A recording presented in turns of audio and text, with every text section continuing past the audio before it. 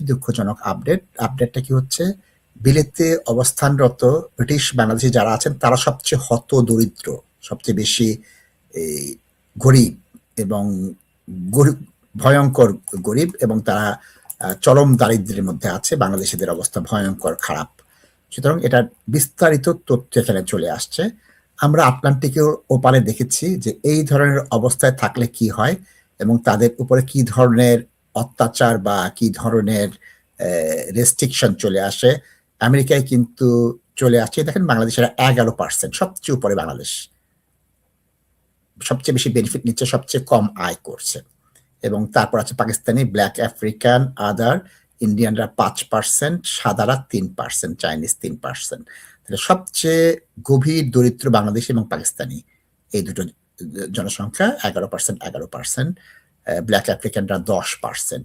সুতরাং আমাদের নিজেদের বিষয়ে আমাদের একটু ওয়াকিবহাল হতে হবে। আমাদের জানতে হবে আমরা কোন অবস্থায় আছি। অতি দরিদ্র বা ডিপ প্রভার্টিতে যে বাংলাদেশিরা আছে এবং অনেক বেশি যে বেনিফিট নিচ্ছে, এটার কিন্তু একটি প্রভাব আসবে।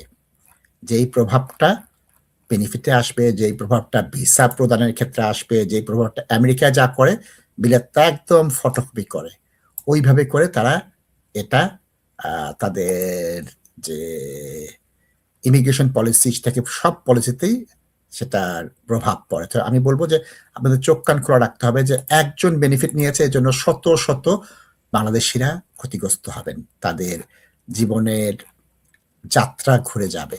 সুতরাং আমাদের বুঝতে হবে যে অ্যাজ এ কমিউনিটি আমি কি করছি, এবং আমার একার কাজ আমার একার উপরে না, আমার মতো শত শত লোকের কাজ লক্ষ লক্ষ মানুষের জীবনে প্রভাব ফেলবে। সুতরাং আমরা একটু লক্ষ্য রাখবো যে যে বেনিফিট যে বেশি নিচ্ছে এবং এত দরিদ্র আমাদের লোকরা, এটার জন্য বিলিতি সরকারের কিভাবে করে